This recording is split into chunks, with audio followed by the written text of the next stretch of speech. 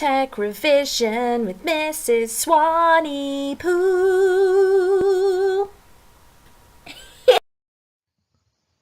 Hi everyone, this is going to be a video all about plastics, polymers, where they come from, some of their properties, but because we focus mostly on polymers for the D&T specification, this is going to cover a lot of those important points, so definitely important one for you to watch.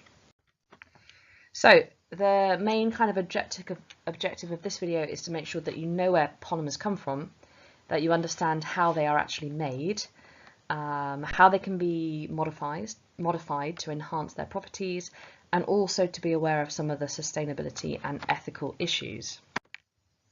So firstly, plastics come from different places. So we have things called natural plastics, which come from rubber, like the rubber tree, or latex. Bioplastics, made from vegetable starches like corn and sugar, or actually a lot of them nowadays coming from algae, or however you say that, but from different types of plants. And we have the more traditional synthetic plastics, which are made from petrochemical sources, so crude oil. And those are the types that we are now in a bit of a mess with in the world in terms of the pollution and damage to the environment which is happening. So bioplastics, these are the types of plastics that we need to start using more of. They are commonly made from corn or vegetable starches, potatoes and all sorts of different things. The really good thing about them is that they are quite often fully biodegradable. If they are composted, the bacteria in the soil would break them down. The one drawback with them is they can't be recycled in the usual sort of way, which could potentially lead to a bit of a throwaway culture. But they are coming from a renewable source, so for some applications like one-use plastics, like cutlery and takeaway boxes, bioplastics would definitely be a good option. We then have synthetic plastics. They're made from polymers, and these come from crude oil. You can also get them from natural gas and coal, but if we stick with crude oil, because the main process that you might be asked about in the exam, how plastics are made into a workable form, is going to be fractional distillation. So there's quite a lengthy process used to produce polymers. It's called refining. So crude oil is extracted from underground and it's then transported to a plant for conversion. So crude oil is not usable in its unrefined state, so it has to be converted and turned into much more useful products such as fuels. So this is where we're going to be talking about fractional distillation. Now it could be in the exam paper that you are asked to explain how you would get crude oil into a workable form, or how where polymers come from and how you would get them into a workable form. That's where fractional distillation comes from. I know this is something that's covered in the GCSE chemistry specification, so hopefully you have some knowledge of this. So crude oil is heated in a distillation unit or a fractional column, and what happens is it is split off into the different fractions depending on its different boiling points. So the crude oil is heated, it boils and then condenses at different temperatures. The different stages are: the crude oil is heated to 350 degrees, the hot oil is pumped into the base of the distillation tower, it then vaporizes, so almost like evaporates, and rises up the tower, and as it cools the molecules condense, so turn back into a liquid. The heavier molecules stay at the bottom and the lighter molecules rise to the top, and the different fractions are siphoned off for cracking. So the fractions called hydrocarbons are siphoned off into different areas for cracking.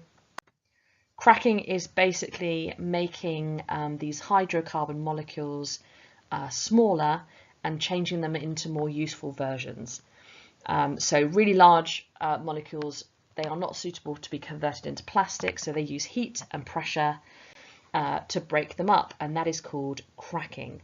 So for example, this large hydrocarbon molecule through cracking is turned into things like ethene, propane and petrol, and these are then used to create polymers. So polymerization is the next bit. Once it's cracked, they are then chemically processed, which is called polymerization, and this is basically the joining together of lots of atoms. They're joined end to end to form these long chains, and the long chains of molecules are called polymers. So monomers are basically joined together, mono meaning one, poly meaning many, and polymers are the building blocks of all plastics. So we've got different categories of plastics. If you've watched the polymer video, you will know already that there are thermoplastics and thermosetting plastics. Each is kind of dependent on polymerization and how that happens. You can normally buy polymers in pellets or beads or powders, and then you can turn those into different things like sheets, so sheet plastics like acrylic, pipes and films and fibers and all sorts of things. So thermoplastics are most common. We've spoken about this before. They have no fixed structure or pattern, so when they are heated they go soft, and they can be heated, they can change shape, but the really good thing about them is you can heat them again and change the shape multiple times, meaning that they can actually be recycled as well. We then have thermosetting plastics. These are much more useful in things where you want the plastic to stay solid and stiff when it's exposed to something like heat. So you heat them, they soften, they are molded, but then they cannot be reheated again because a chemical reaction happens. These cross links form. That means it has a very rigid structure. So it sets really hard, really waterproof. So good for things like adhesive. So epoxy resin is a thermosetting plastic. Urea formaldehyde is used for things like plug sockets. And these are really good at resisting heat, really good at insulators. They're not going to change shape. Once they're heated and shaped, you can't change them again. Sometimes plastics can have additives added into them. So for example, polymers that are used outside can have something called a stabilizer added to make it more heat and UV resistant. And I always use the example of if you've ever been to like a pub garden where they've got some like a plastic slide or some plastic products outdoors. Usually these are polypropylene. If they haven't got any UV stabilizers in them, they will fade. So the pigment in the plastic will fade. UV actually does break down plastics, so not only will they fade, they become quite brittle and they can break quite easily. So sometimes plastics can be adapted for different applications. So things like stabilizers can help plastics resist things like UV. There's other things that you can do to tailor plastics, pigments being the obvious one. So it's really, really easy to change the color of plastic because you can just add the pigment at the manufacturing stage. So before it goes into the injection molding machine, you put a pigment in, it changes the color. And if you have watched the polymer video, you will know the material PVC can come in a flexible form for things like garden hoses, or it can come in a more solid form like window frames. So this is where a plasticizer can be added to plastics to make them more flexible. So, you know, there's different things that you can do to plastics. One of the questions on the screen here is, where would antibacterial additives be helpful? Well, it could be on the use of a handle in a hospital to stop bacteria being easily transferred around. So the main thing from this is you can add things into plastics to make them suitable for different applications. So why are plastics so affordable? They tend to be they're inexpensive compared to products made from wood or metal. They have so many versatile properties. They've got a really high strength to weight ratio. The raw material is cheaper, although at the moment the price of petrol and oil things it seems to be going through the roof. Less energy, believe it or not, is actually needed to make the products than in contrast to other materials. Things like metals need a huge amount of processing to actually extract the metal ore from quite often rocks and ore in the ground.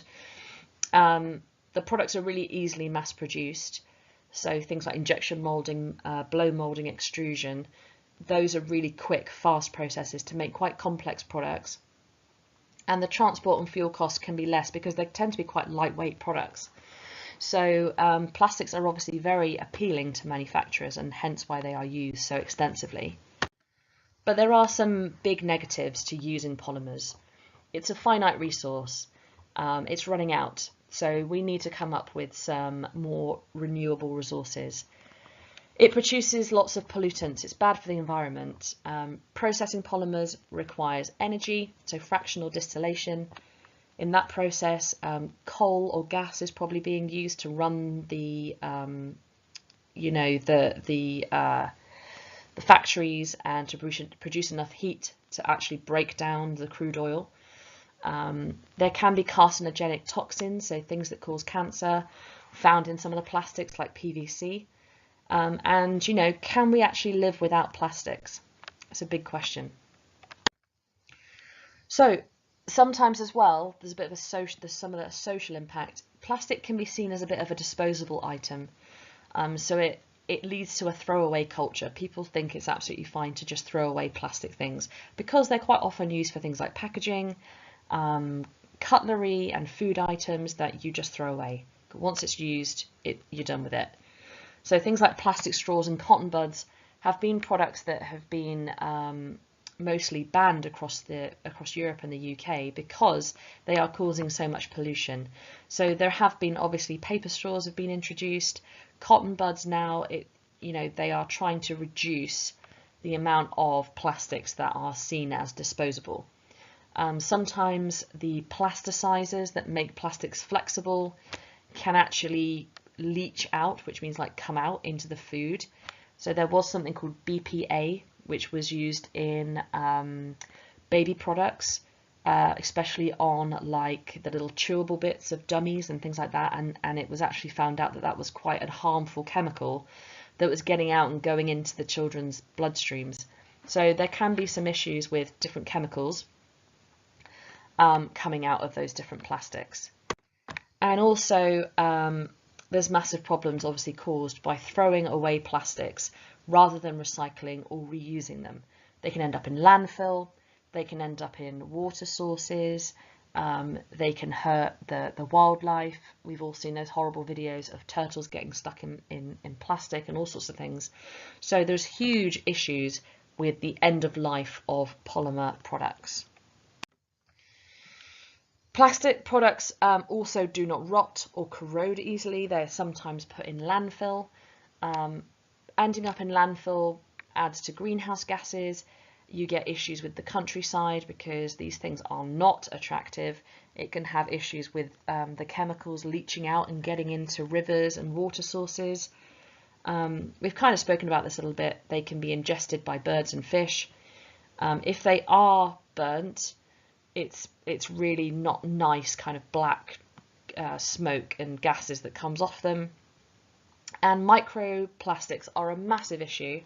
You kind of think that the plastics disappeared, but it turns into a microplastic which can end up in water sources, ends up in our food sources, ends up in animal stomachs, and a massive issue, microplastics. So all things to consider.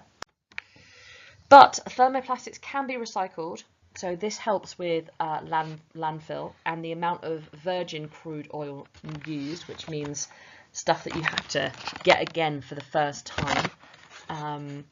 But it's really important that the different types of polymers are separated, which can be quite a lengthy and time-consuming process. And they can also provide electricity when they are burnt and things like that. So recycling plastics is one way to tackle the issue of polymers. And also things like recycled plastic can be used for lots of different things, like roads are now being made from recycled plastic instead of something called bitumen. which also comes from crude oil, which can be quite environmentally unfriendly. How sustainable are plastics? Almost all plastics are recyclable or biodegradable in some forms, as long as they are thermoplastics. So thermoplastics can be recycled by melting them down and reforming them. However, the more times that is done, they can become less useful. That's why something like aluminium is a really good example of a sustainable material, because it can be heated and melted down and used over and over and over, and it never degrades or loses its properties.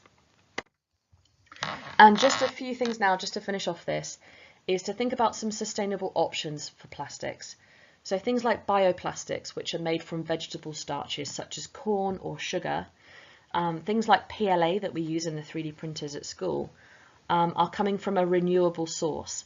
And it might be that they're coming from crops that would not normally be sold. So a lot of food waste happens in the world. And there's a really good example of potato starch being used. All of the